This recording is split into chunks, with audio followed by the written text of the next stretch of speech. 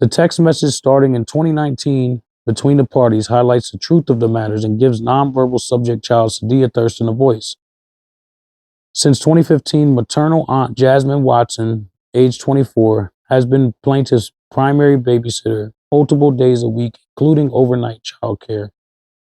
Defendant noticed child Sadia Thurston showing nonverbal signs of abuse during drop-offs and pickups. Nonverbal signs of abuse include severe meltdown when going to babysitter's residence, screaming and crying in a way that has never been witnessed by parents, vigorously shaking head no and repeating no, no, no, no, squeezing defendant, screaming, stay with Papa, only when drop-off time was approaching. Unusual body language, tone of voice, eye contact when going to or leaving the maternal aunt, Jasmine Watson. Defendant noticed subject child smelling like a woman's private area. Defendant continually expressed concerns to plaintiff through text messages 9 times starting in July 5th of 2019 to August 24th, 2020. Are shown text messages to display this are shown in Exhibit E.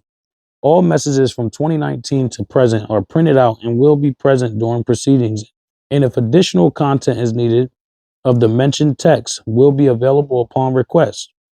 Defendant called Sadia every day, sometimes twice a day, out of concern and fear that the child was experiencing severe trauma and abuse. Date and times of this can be observed in Exhibit F. Defendant noticed tone of voice settled when child reached home with plaintiff, suggesting the problem was at babysitter's house. Defendant started experimenting with drop-off and pickup times to see if there would be any change in behavior, picking up early from the babysitter and dropping off late so that the child was spending less time during defendant's scheduled days with maternal aunt.